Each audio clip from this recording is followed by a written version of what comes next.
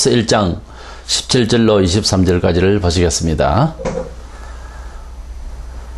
우리 주 예수 그리스도의 하나님 영광의 아버지께서 지혜와 계시의 영을 너희에게 주사 하나님을 알게 하시고 19절만 읽겠습니다. 그의 힘의 위력으로 역사하심을 따라 믿는 우리에게 베푸신 능력의 지극히 크심이 어떠한 것을 너희로 알게 하시기를 구하노라.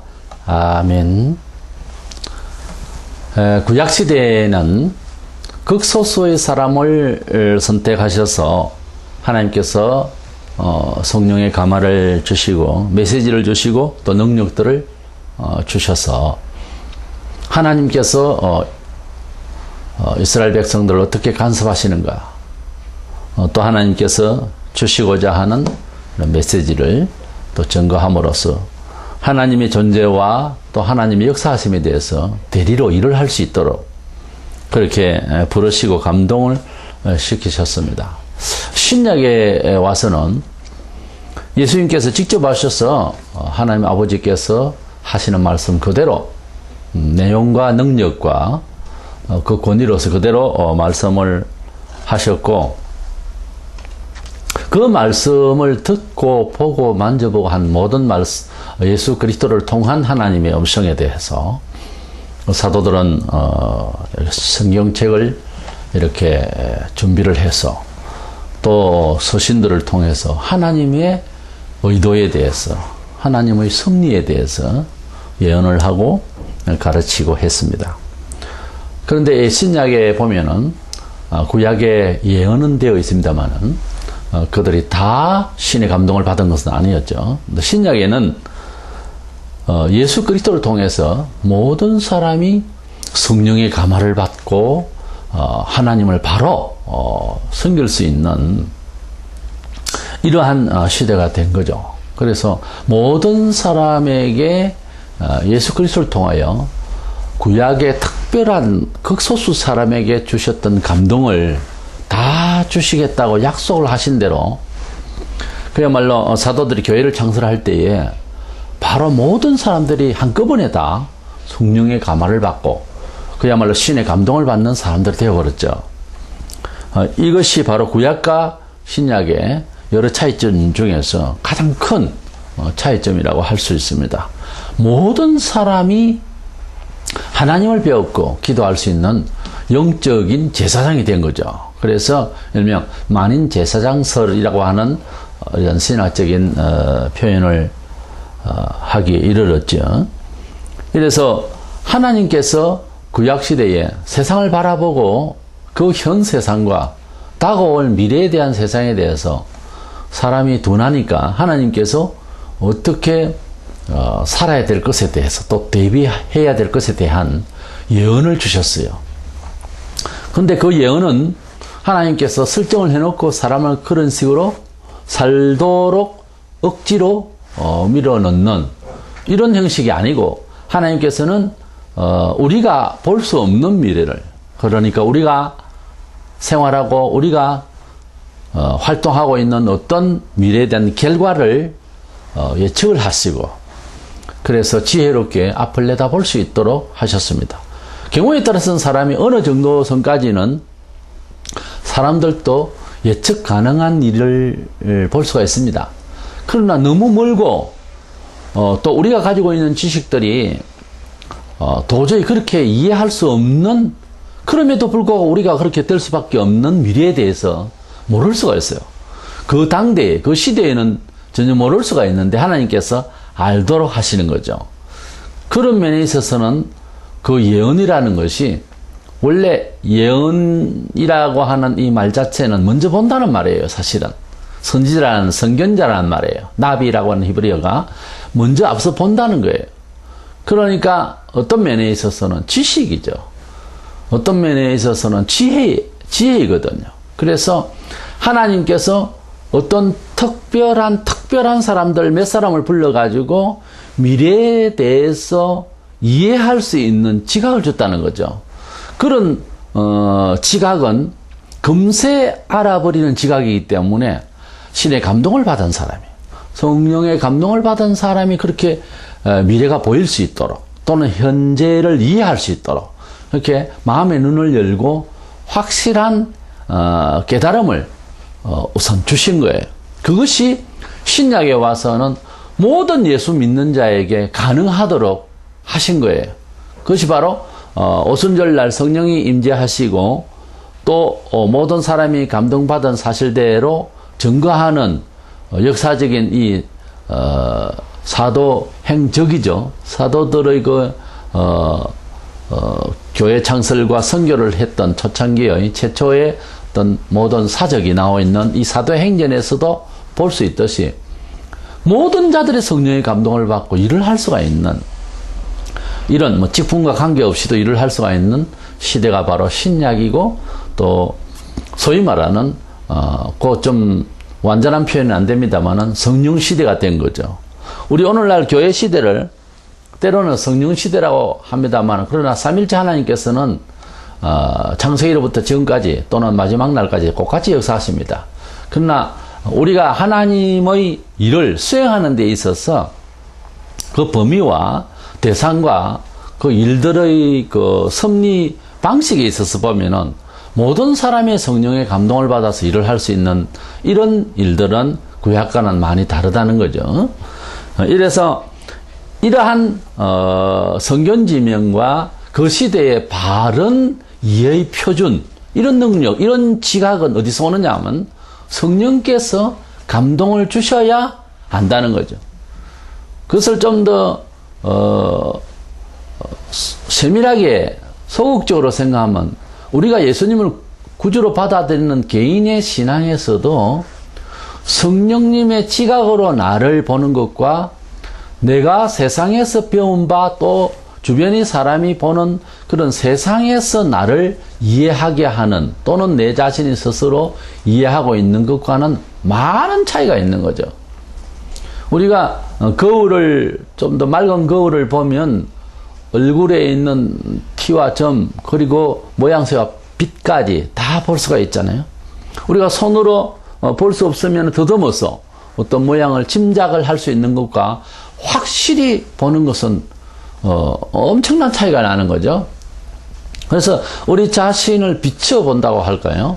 우리의 양심적으로 가능성 있는 것과 우리 속에 우리 실제적인 죽음을 이길 만큼의 진실성, 어떤 우리 속에서의 진짜 나, 실존적인 나, 양심적인 나를 무엇으로 볼 수 있느냐는 거예요. 어떤 잣대로 이해하고 우리가 인정할 수 있느냐 하는 거죠. 성경에는 우리 자신 스스로에게는 인간 본연의 모습도 알 수도 없는 데다가 그런 어두운 눈으로는 하나님에 대해서는 더더구나 바르게 이해 못하고 산다는 거죠. 그래서 우리가 우리 자신을 제대로 아는 것이나 예수님에 대해서 제대로 인식하는 것이나 사실은 같은 선상에서 이 얘기를 할 수가 있는 부분이죠. 그래서 우리 하나님께서는 교회 시대에 소위 예수 그리스도를 통하여 이제는 성령을 받아서 지혜와 지도하시는 이 계시의 원래 뜻은 내가 알 수 없는 것을 뚜껑을 열어서 이렇게 보여주다 이런 뜻인데 우리 사람이 주체가 개인적으로 나라고 하는 것을 넘어서서 우리 사람으로서는 아무리 과학화하고 기술과 지식을 동원해도 깨달을 수가 없는 부분이 있어요. 그것을 알게 하시는 순간적으로 넉넉하게 혹은 같이 공동체가 공유할 수 있는 지식이라는 게 있어요. 그것은 바로 하나님께서 내려주신 계시라고 하는 거죠. 계시의 영어로 지각을 가지고서 인식하는 게 있습니다. 그것을 헬라어로 호이다라고 하는 게 있어요. 기노스코라는 말은 경험을 해서 경험적으로 지각을 사용해서 아는 것이고요. 경험이 전혀 되지 못한 조상으로부터나 그 시대에 총체적으로 지식을 가지고는 알 수가 없는 부분을 알게 된다고 할 때에는 이것이다 할 때 세상은 무슨 광적인 혹은 상식을 넘은 초월된 흔히 사차원의 그런 식으로 비난을 하거나 오해를 할 수 있는 부분이지만 진작 깨달은 사람은 이것을 확실하게 가지고 있는 지식이고 세상에 반영할 수 있는 지식이 되어버려요. 놀라운 거죠? 이것이 바로 하나님이 주시는 계시라는 거예요. 이것이 생활화까지는 되기에는 어렵지만 어떤 기초적인 것은 생활화 될 수 있는 틀은 주세요. 근데 문화생활에 있어서 구체적으로 가끔씩 열려서 보이게 하십니다. 놀라운 거죠. 이것을 받으려고 해야 되는 거예요. 이런 계시, 이런 지각, 이렇게 보이는 이러한 느낌의 이 지식과 안목으로 보이는, 영적으로 보이는, 그래서 순간적으로 넉넉하게 그것을 처리할 수 있는 지각, 지혜, 이것은 우리 하나님께서 주시고자 하는 성도들과의 그 언약인데, 이것을 묻어놓고 관심이 없고 교회만 오락가락 한다면 아주 그것은 잘못 알고 있는 거예요. 그래서 하나님께서 오늘 또 우리에게 예수를 구주로 믿는다, 예수님을 구주로 이해한다는 자체도 사실은 지식이에요. 예수님에 대해서 인식을 했다는 거예요. 이미 우리 성도들이라고 할 때에는 세상이 알지 못하는 확실한 이해를 하기 시작했다는 것 아니겠어요? 잘 못 알아듣겠습니까, 이 말을? 예수님이 나의 구주라고 하고 하나님의 아들이시다고 하는 고백이 내 양심껏 확실하게 이해되어졌다면 이건 계시의 지식이에요. 세상에서 누가 가르쳐 줄 수 있는 말이 아니거든요. 이미 우리는 계시의 지식을 가지고 생활과 가치 이념의 변화로 새 세상을 시작하는 거예요. 그렇잖아요? 새롭게 이제 출발하게 된 인생들이에요. 이래서 지혜와 계시의 영을 우리가 받아야 되겠다는 뜻에서 말씀을 나누려고 합니다. 첫째로 지혜와 계시의 영을 받아야 하는 이유는 신자가 하나님과의 진정한 관계를 도 닦는 사람처럼 저 어디 산에서 숨어서 혼자 믿는다는 것이 아니라 사회적으로 객관화하기 위해서 이러한 성령의 지혜와 계시의 영을 받아야 됩니다. 이것을 통과하지 않으면 진정한 의미에서는 성도라고 하기에는 아직 아니고요. 교회에 다니는 그냥 종교인으로서 기독교인이라고는 할 수 있을 거예요. 우리가 궁극적으로는 그렇지 않습니까? 구원이 하나님의 손에 달려있지 누가 뭐 구원 받을 거다 이렇게 한다고 해서 누가 타인의 어떤 축복 속에서 구원을 받아지는 것도 아니거든요. 사실은 구원은 지극히 고독한 이야기예요. 개인적이에요. 아무도 거기에는 누가 그 어떤 말로도 조언을 했거나 뭐 감히할 수 있는 이런 부분이 아니에요. 하나님께서 주시는 은혜로 말미암아 구원을 받아요. 우리가 태어날 때 홀로 태어나지 뭐 누가 도와줘야 태어나는 건 아니잖아요. 우리가 만들어져서 우리가 뱃속에서 우리가 어머님 배에서 나올 때는 홀로 나오잖아요. 죽을 때도 손잡고 가지 않잖아요. 홀로 갑니다. 그래서 어떻게 보면 사람이 살아가는 데에 고독을 잘 이겨내고 고독 속에서 잘 지켜나갈 줄 아는 습관이 필요해요. 여러 사람들이 있어서 편한 것보다 홀로 있음으로써 자신을 잘 지켜나갈 수 있는 저력을, 그런 길을 모을 수 있고 그런 자아를 잘 컨트롤할 수 있는, 어차피 홀로 가는 인생이거든요. 사실은. 그러니까 홀로 되었을 때에 힘이 많이 축적이 돼야 타인들에게도 협력할 수 있는 사람이 됩니다. 그 남의 힘을 빌어서 쓰는 사람은 홀로 가는 데에 힘이 없죠. 그런 사람은 어떻게 보면 공동체에서도 별 도움은 되는 사람이 아니다 그 말이에요. 그래서 홀로 지킬 수 있는 참된 진리와 참된 뜻을 잘 보유해 나갈 수 있는 그런 저력, 그런 고독을 잘 이겨낼 때 타인들에게도 힘이 될 수가 있을 것이다, 이런 말을 하고 싶습니다. 하나님과의 관계를 예배당에 다닌다는 것으로만 가지고서는 얘기한다는 것은 이건 어느 도단입니다. 그것은 기독교 종교인으로서의 아주 기본적인 그런 행위이기 때문에 구원 문제를 놓고는 그것을 확실하게 확답하기에는 불충분한 상황이죠. 그래서 이 본문의 17절로 23절의 에베소 1장 여기 보면 네 가지로 하나님과의 관계를 확실시 하기 위한 네 가지가 나오는데, 우리가 계시의 영, 지혜의 영, 성령님의 영감을 받아서 알고 있어야 할 네 가지 사항이, 첫째로는 17절에 하나님을 알게 하시고 그랬어요.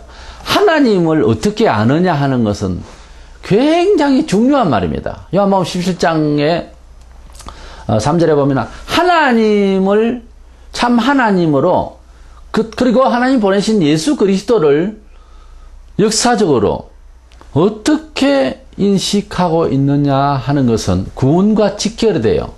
다시 말해서 구원을 받지 않은 사람은 참 하나님에 대해서나 그의 아들 예수 그리스도에 대해서 인식이 아직 성경적이지를 못하기 때문에 그 알의 범주에 못 들어와서 안 믿어지는 거예요. 그러면 예수님을 믿는다, 하나님을 믿는다는 사람은 어떤 사람입니까? 그 신의 아들을 파악했다는 거죠. 그러니 이 지식이 어디서 왔겠느냐고요.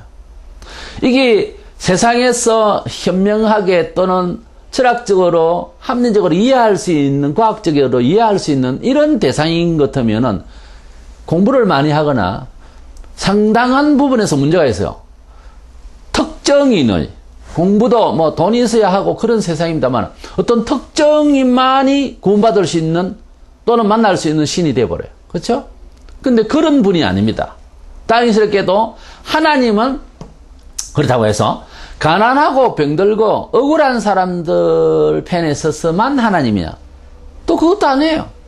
하나님은 빈부나 노유를 이 격차를 다 남녀 노유 불문하고 하나님은 하나님 편에서 사람을 구원하세요. 그렇게 보면은 우리가 논의할 사항은 아니라는 거죠. 다만 우리가 복음을 들을 수 있는 기회는 돈이 많든 적든 아프든 어떻든 건강하든 다 들을 수 있잖아요. 복음을 들을 수 있는 기회부터 시작합니다. 구원을 이야기를 할 때. 그러니까 복음도 아예 듣지 못하는 것은 정말 막막하죠. 그래서 복음을 듣지 못한 일이 대단히 교회로서는 큰 짐인 거예요.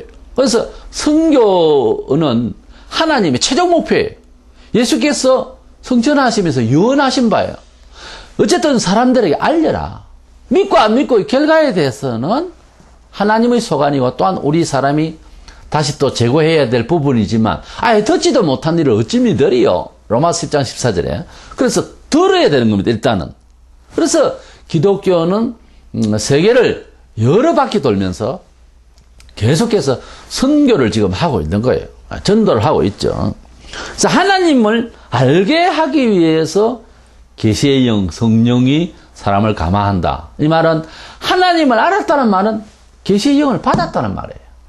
그러니까 예수님을 옳게 믿고 있다고 정말 생활 속에서 뚜렷한 성도의 생활을 하고 있는 그런 애착과 감동과 그런 공동체 생활에서 감동이 함께 이렇게 연결해져서 교회 생활을 1차적으로 하고 있는 상태는 계시의 영을 받은 줄로 아시기를 바랍니다. 원리상 그래요.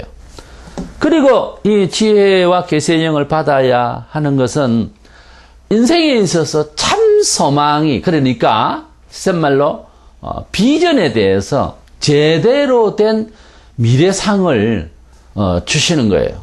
우리가 하나님을 만나기 전에는 돈과 명예, 그리고 이 세상에서 각자 나름 어떤 미래에 대한 그런 목표가 있습니다.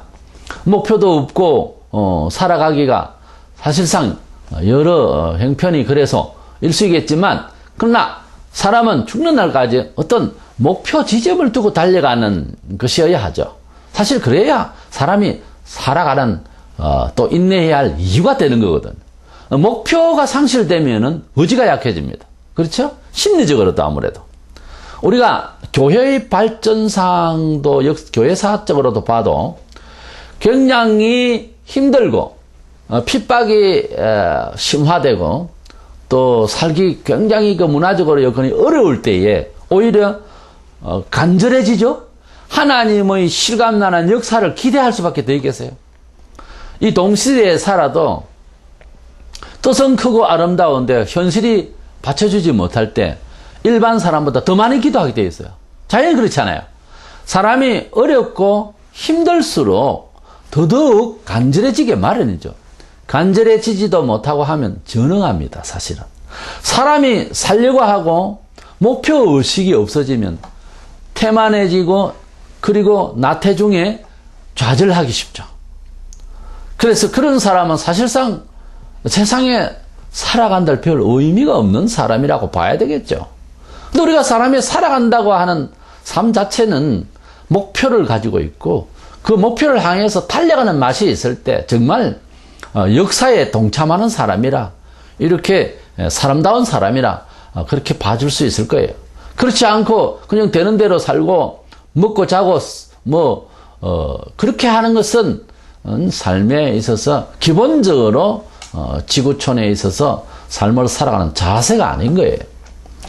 우리가 참된 소망을 하나님의 영을 받으면 참된 소망을 가지게 되는데 하나님의 나라를 바라보면서 진정한 의미에서 인생에 아름답고 모든 사람이 공유해도 좋을 만한 아주 좋은 그런 소망을 마음속에 품게 되는 거예요.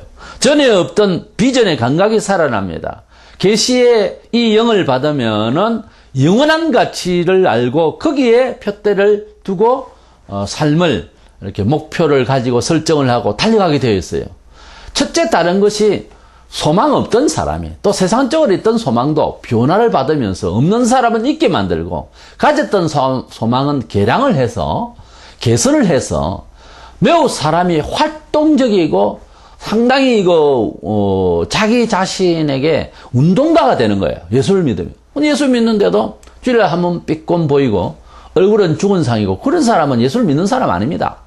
예수님을 정말 발견한 사람은 예수님은 돌부처가 아니에요. 살아계셔서 부활하신 분이고 살아계신 분이기 때문에 우리는 죽은 걸로 되어 있어요. 성경에 살아있으나. 그런데 살아있는 예수님을 보았다는 말은 눈을 뜨고 살았다는 말 아닙니까? 살아있는 사람과 죽은 사람은 마치 시장에서 보는 퍼덕퍼덕거리는 그 생선과 죽어있는 눈도 완전히 죽어있는 그런 생선하고의 차이점인 거예요. 살아있는 생선 보면 아무래도 우리 마음마저 아주 활력소가 넘치고 쳐다봄으로써 그렇잖아요. 우리 성도는 교회 내부에서나 밖에서나 가족 가운데서나 어디서나 간에 또 그분이 돌아가시고 사후에도 그 사람을 생각할 때 뭔가 역사에서 살아 움직이는 사람으로 보여야지 희미하게 살았었는지 죽었었는지 그런 있었는지 없었는지 이런 기억에서 희미한 사람이 되지 말고 우리는 항상 그 시대에 그 위치에서 항상 살아있었다 하는 사람의 이미지가 확실해야 되는 거예요. 다시 말해서 하나님의 성령은 생명의 영이라서 그 영을 받으면 죽은 영이 살아서 사람이 뜻하지 않는 소망을 내걸고 아주 힘있게 살아가려고 하는 그런 생동감이 일어나요. 첫째 생동감이 있어야 목표를 향해서 달려가는 힘이 자생 능력이 일어나지 않겠어요. 이래서 계시의 영을 받은 사람은 직감적으로 보면은 사람의 눈빛이 살아있고 뭔가 계획에 불타 있습니다. 계획이 없는 사람은 상당히 문제거든요. 그래서 무슨 목표가 있고 그렇게 간절함이 있어야 이게 성령의 계시를 계속 간섭을 받는 사람의 특징인 거예요. 세 번째로는 18절에 성도가 받을 기업에 대해서 알게 하려 함이라 그랬어요. 계시의 영, 지혜의 영, 하나님 성령의 감동을 받으면은 성도가 어떠한 은혜를 받아서 하나님께서 주실 기업이 무엇인가에 대해서 각자 나름 받아야 할 은혜에 대해서 감지가 와요.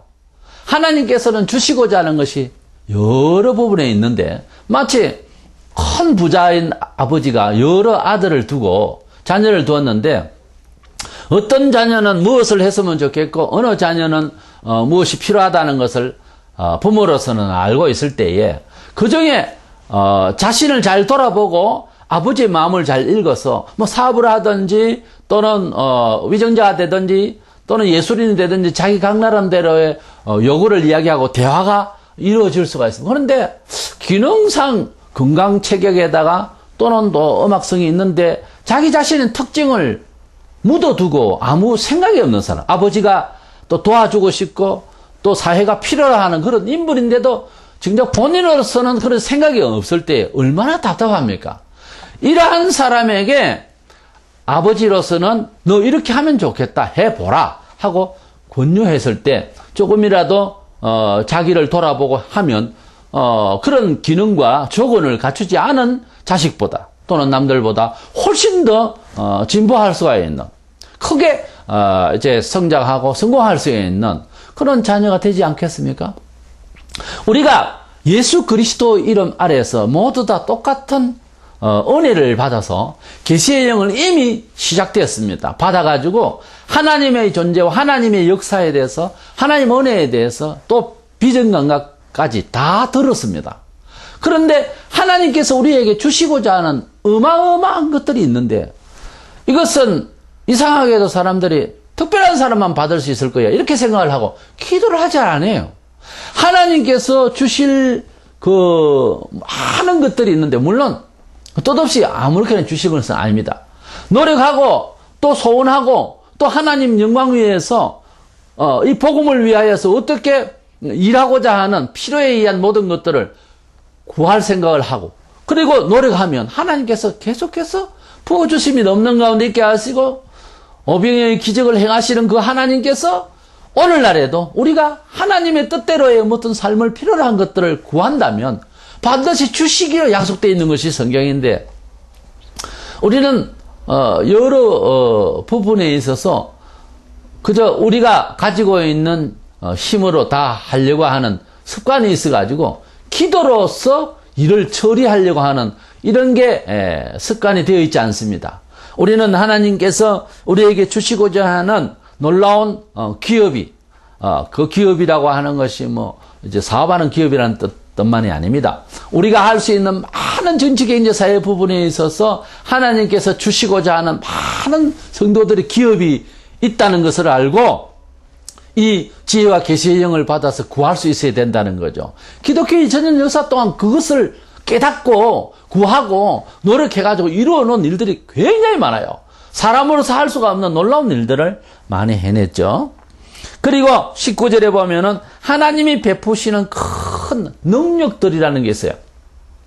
우리 하나님께서 우리 성도들이 살아가는데 작게나 많게나 간에 우리가 한계를 느끼고 필요한 부분에 많은 어려움들을 겪습니다. 근데 하나님께서 얼마나 우리에게 능력 주시고자 하고 그 능력과 기적이 우리에게 생활화되기를 원하시는가 하면은 우리 사람은 도저히 상상치 못할 일들이 성경에 사람을 통해서 역사하신 적이 있어요.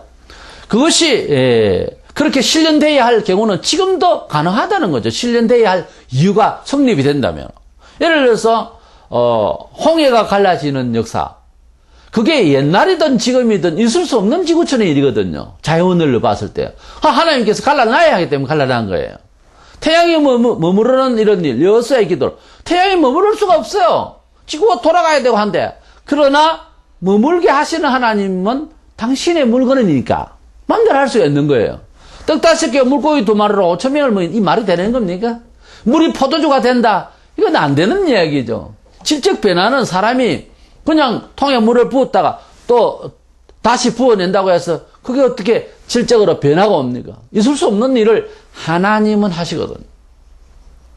소돔 고모라는 지형상 존재했던 지역입니다. 그런데 지금은 소금바다가 되어 있습니다. 하나님께서 소돔 고모라의 죄악이 너무 많아서 불러 태웠어요. 신약에 읽으기를 마지막 날에 이와 같이 불태운다라고 하는 본보기를 주셨다 그랬어요. 어떤 면에서는 소돔 고모라 시민이 죽은 것이 마지막 때를 사는 우리에게 어떤 희생자로서의 매체지요. 물론 그들이 죄로 죽었습니다만 노아 때는 온 세상에 물로서 다 덮어버려서 그래서 암수 모든 생명 있는 것 그리고 노아 8식구 외에는 다 죽었어요. 왜 죽었을까? 죄로 말미암아 죽었습니다. 그런데 성경에 보니까 말세에 온 세상을 그런 식으로 다 심판할 것이라는 본보기를 줬어요. 그래서 그러한 하나님의 어떤 능력들이 심판과 기적과 이런 능력들이 지금도 성령의 계시의 지혜의 영을 받으면은 가능하기 때문에 믿음으로 구할 수 있어야 된다 하는 거죠. 우리가 뭐 이적주의로 심판 또는 기적주의로 이렇게 아무 일도 안 하고 이상한 그러한 광신도처럼 그렇게 한 것은 문제가 있지만은 우리가 기적을 또는 하나님의 역사를 부인하며 살아가는 것은 더 나쁜 거예요. 하나님은 오늘 또 우리에게 숨 못 쉬는 자가 숨을 쉴 수 있기도 하시고 불치의 병도 낫게 하시고 죽은 자를 심지어 살리기도 하시는 것이 사도행전에 2000년 전에만 있었던 것이 아니라 역사의 많은 곳에서 죽은 사람 살아난 일들이 있습니다. 병자가 살아나고 불치병이 기적으로 다 치유가 되는 일들이 얼마든지 있어요. 그러나 그런 일들을 우리가 성령의 계시의 지혜의 영을 받아서 하나님께서 이룰 수 있는 일이라고 하는 것을 첫째로 우리는 믿고 살아야 되겠다 하는 것이죠.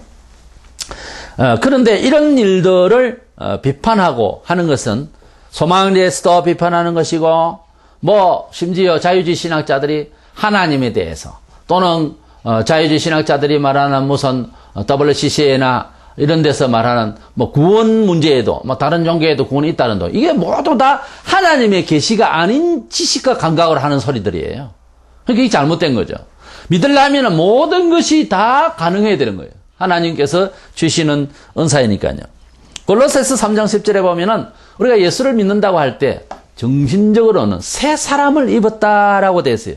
그리고 지식에까지 새롭게 하셨다라고 했습니다. 그렇기 때문에 사물을 이해하고 인생을 이해하는 모든 개념이 바뀌는 거예요. 골로새 3장 10절에 그렇게 말씀하셨고 고린도전서 2장 10절 11절에 보면 사람의 사정을 사람 속에 있는 영 외에는 누가 알리요? 이와 같이 하나님의 사정도 하나님 영 외에는 아무도 알지 못하느니라 그랬습니다. 효자가 원래 어떻게 효자가 되느냐 하면 부모님의 마음이 어떠하다는 것을 아는 자가 효행을 할 수가 있어요. 그래서 효자가 어느 집에서 나느냐 하면은 부모의 삶 자체를 깨달을 수 있기까지 가르치는 거랍니다.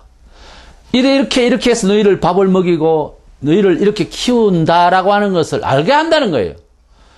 자, 우리가 그 말이 맞는 것이 결혼을 해서 자식을 놓고 나중에 보니까 부모의 마음을 뒤늦게서 아는 거예요.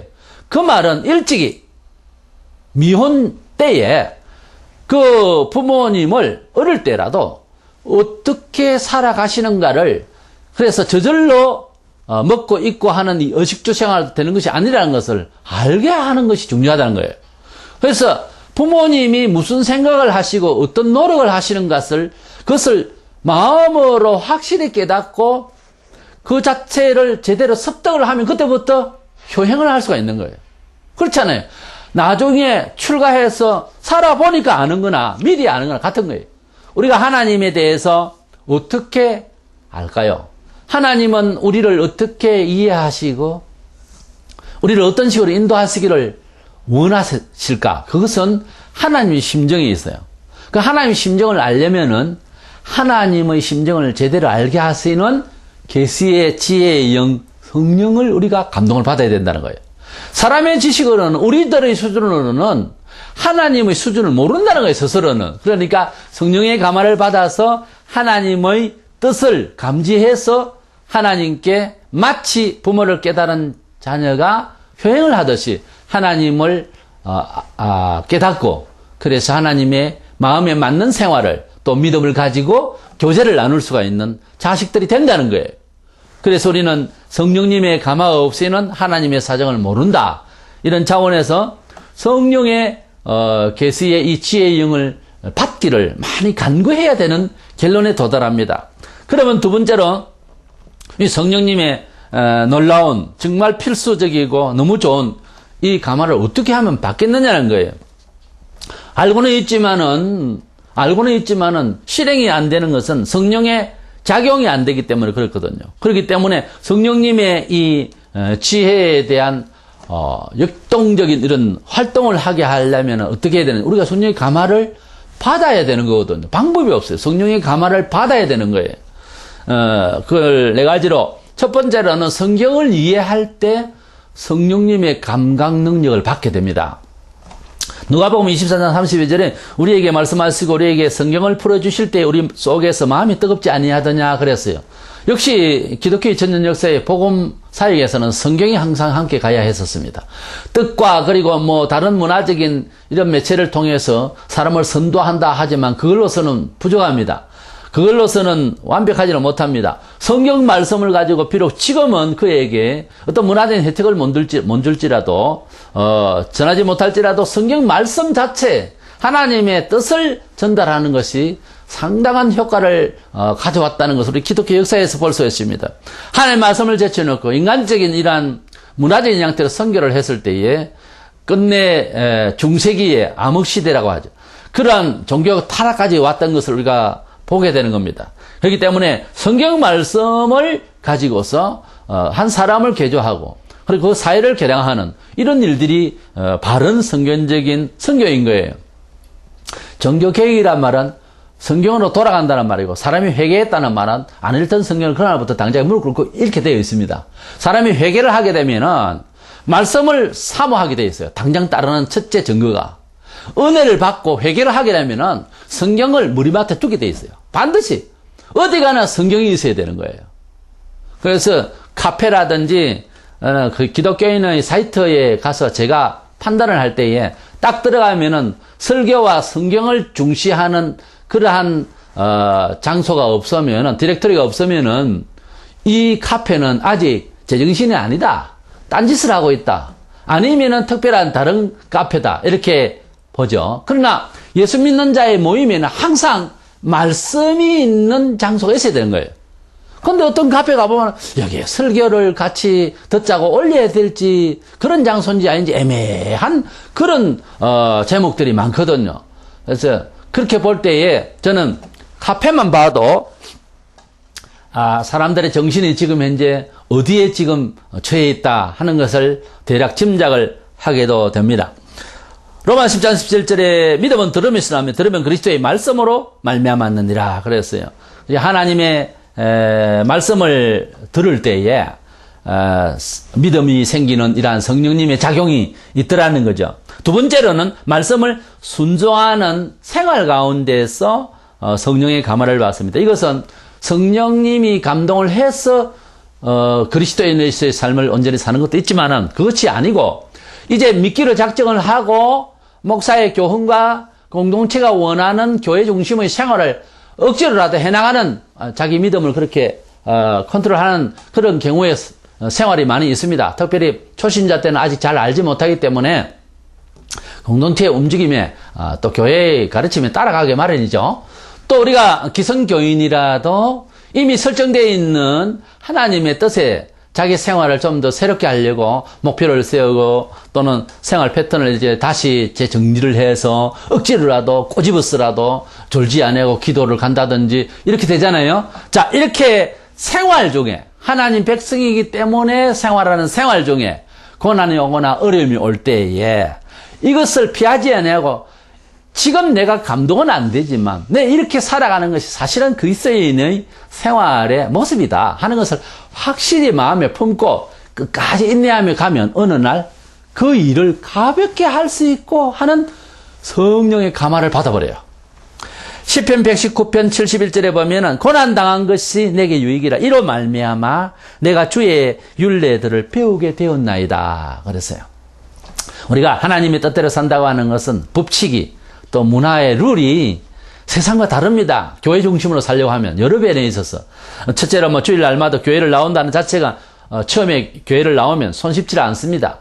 이러한 모든 룰을 하나님 뜻으로 일단 받아들였지만 진행하는 데 있어서는 상당히 어려움이 많죠. 그런데 그 어려움을 극복하고 원칙대로 나 자신을 육체를 복종시켜서 간다면 어느 때쯤에 놀라운 예상치 못하는 성령의 감화가 안에서부터 시작했어. 하루 샘솟듯이 일어나고 온몸에 전율을 느낄 수가 있습니다. 그래서 하나님의 뜻대로 살려고 하는 순종, 원래 순종함은 그것을 완전히 깨닫고 할 수 있는 긍정적인 차원이 아니고 좀 수동적인 차원이에요. 사실은 타의에 의해서 능동적이질 않아요. 그래 하다가 감동을 받아서 이제는 오히려 감동을 받고 스스로 할 수 있는 누구의 지도가 없어도 할 수 있는 사람이 되어버리죠. 에베소서 5장 32절에 보면 우리는 이 일의 증인이요 하나님이 자기에게 순종하는 사람들에게 주신 성령도 그러하니라. 순종하는 가운데서 성령을 받을 수가 있어요. 그래서 순종하는 것은 참 좋은 겁니다.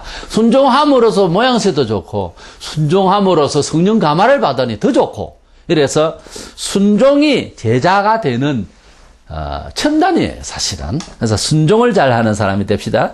그리고 기도로서 성령을 받으라 했습니다. 누가복음 11장 13절에 너희 하늘 아버지께서 구하는 자에게 성령을 주시지 않겠느냐 그래서. 그렇습니다. 사도들이 사복음서에는 열심히 기도하는 모습이 없어요. 근데 사도행전에서 1장에서 예수님이 기다리라, 성령을 기다리라 그랬는데 그들은 정말 기다리는 마음으로 간절히 열흘 동안이나 기도했어요. 아무 일도 하지 않아요. 그랬더니 마가의 다락방에서 오순절날 성령의 충만함을 받았습니다. 온 사람들이다. 그래서 성령의 충만함을 원하는가? 이런 좋은 지각과 능력과 신비와 기적을 바라면 기도하세요. 기도밖에 없습니다. 기도 외에는 이런 이유가 없는데 그랬어요. 예수님도 매일 기도하셨는데 우리가 무엇이라고 기도를 안 해서 뭐 안 하고 뭐가 되겠습니까? 우리 예수님은 가만히 계셔도 모든 걸 하실 수가 있는 전능자의 인격을 갖췄어요. 그런데도 우리의 모범이 되시기 위하여서 그랬는지 몰라도 늘 기도하시고 늘 따로 산에서 기도하시고 어느 정도 기도하셨어요? 피땀 흘려 기도하셨어요. 우리가 기도하다가 목마르면 산에서 산기도 한다고 올라갈 때는 아주 대단한 엘리야처럼 올라갔다가 내려올 때 보면은 아주 세 번이나 부인했던 베드로처럼 그렇게 좌절돼가지고 산에서 사흘을 기도하고 오리라, 일주일 동안을 기도하고 오리라 하는 거, 첫날 해도 지기 전에 내려오버리는 그런 일들이 많습니다. 왜요? 배가 고팠고 그리고 다리가 아프고 산에는 자갈이 많아서 무릎 꿇고 처음에는 아주 순교적으로 한답시고 기도를 하다가 무릎이 아프고 찔리고 여름 같은 데는 산에도 아주 지열이 있습니다. 나무들 냄새도 계속 맡으면 지독하고 그냥 밤 되면은 하룻밤을 지내기도 무섭습니다. 그래 뭐 이런저런 생각 어떡하면 기도를 못합니다. 그러니 뭘 받겠습니까? 우리가 기도를 또 작정을 했습니다. 3일 금식을 이라도 하겠다고 했는데 하루를 못 참고 많은 수가 상당히 많아요. 어쩌다가 이틀은 또 갈 수 있는데 사흘을 마치기가 참 힘들어요. 사흘 하기도 힘들어요. 사람이 사흘 동안 물도 안 마시고 금식을 한다는 게 어렵죠. 그러나 하나님의 은혜를 받고자 하는 사람이 그 정도로 철학이 들어왔습니다. 금조 철학 우리들 다 많이 하죠. 밤 10시나 돼서부터 시작해서 밤을 새고 새벽까지 기도하리라 그래놓고 30분도 안 돼서 잠이 오고 기도할 게 별로 없고 그럼 잠이 옵니다. 기도할 게 없으니까 자야죠. 기도할 게 있고 소망이 있는 사람은 뭐 육신이 피곤해서 일정히 잠은 자지만은 늘 잠자는 정신이 아니죠. 근데 일상에 소망이 없는 사람이 자꾸 잠이 오는 거예요. 밤에 기도하러 와서 어떤 사람은 열심히 기도하고 그래서 우리가 옆에서 보면 저 사람 한 문제가 많은가 보다 천만에요. 그렇지 않습니다. 오히려 문제가 없는 사람이 기도를 더 많이 해요. 근데 기도 안 되고 잠이 오고 잡담이나 하고 과자나 먹고 예배당에 앉아가지고 그러면 그게 편안해서가 아니고 문제 덩어리예요. 문제 덩어리예요. 기도가 안 되는 것은 소망이 없어서 그렇단 말이에요. 영이 죽어서 그래요. 우리가 그럴수록 또 참고 왜 내가 기도가 안 될까? 이 죽은 영이여 주여 살게 하여 주옵소서 하고 두들고 때리고 꼬집고 해서 철야 기도로 약속을 했으면 철야를 하세요. 그래서 새벽이 맞도록 기도하고 네 번째로 성령의 감화를 받으면 아무래도 고생하지 않냐고 이 계시의 영을 받으려고 생각했어요. 가만히 누워서 계시의 영을 주시옵소서. 그건 또 그게 계시의 영이 내립니까? 간증하는 사람들 보세요. 은혜 받은 사람들 보세요. 축복받은 사람들 얘기를 들어보세요. 그냥 됐는지. 네 번째로는 제일 빨리 받고 확실히 받고 또 더 많이 감동받는 것이 회개입니다. 사도행전 2장 38절에 너희가 회개하여 각각 예수 그리스도의 이름으로 세례를 받고 죄사함을 받으라. 그래야 하면 성령을 선물로 받으라. 회개하는 사람은 산기도 안 해도 금식기도 안 해도 회개하면은 당장 그 자리에서 성령의 감화가 있습니다. 근데 회개를 어떻게 합니까? 잘못된 것 같습니다. 잘못되었다고 생각합니다. 틀린 것으로 사료됩니다. 이딴 것은 회개가 아닙니다. 참 미안하게 되었던 것 같습니다. 이런 거는 회개가 아니에요. 하나님 앞에서 그 말을 그대로 가져갑시다. 하나님, 좀 잘못된 것 같습니다. 이런 건방실은 죄인이 있습니까? 회개는 그렇게 하는 것이 아닙니다. 회개는 듣는 이로 하여금 함께 눈물 나게, 가슴 떨리게 진실한 고백이 필요한 거예요. 우리가 하나님 앞에 회개가 안 되면 하루를 걸칠 수도 있고 사흘을 갈 수도 있습니다. 회개를 하려고 하는데도 마음에 있는 급체해가지고서 음식이 취한 것처럼 안 튀어나오는 이 죄를 회개하려면 사흘도 갈 수가 있어요. 열흘도 갈 수가 있어요. 금식할 수도 있어요. 진짜 회개라고 하는 것은 정말 실감나는 겁니다. 회개를 하게 되면, 작은 회개는 그 자리에 빨리빨리 푸는 게 좋아요. 회개를 하게 되면은 성령 감화가 어디든지 터집니다. 어디든지. 가정에서도 터지고, 길에서도 터지고, 차 안에서도 터지고, 산에서도 들에서도 빠져 터집니다. 나의 부족함, 나의 연약함, 나의 실수를, 죄를 고한다고 하는 것은 너무너무 좋은 거예요. 하나님이 보정하신다 했지만, 사람은 사람이 두려워서, 사람은 사람이 안 믿어져서 회개를 안 해요. 하나님이 책임진다고 했으면 알아서 다 하실 건데 그걸 못 하는 거예요. 그래서 고발을 하고, 그래서 법정에 왔다 갔다 하고, 이거 전부 회개를 안 해서 나오는 현상인 거예요. 우리가 20절에 보여주듯이 온 세상은 교회 중심으로 다 통일되게 되어 있습니다. 우리가 어디에 사나 언제 사나 교회가 있는 곳에, 우리가 서 있는 곳에는 세상을 지배할 수 있는 하나님의 지혜와 계시의 영으로서 우리가 감당을 해야 될 중심인 거예요. 세상의 VIP는 그렇지 않습니다.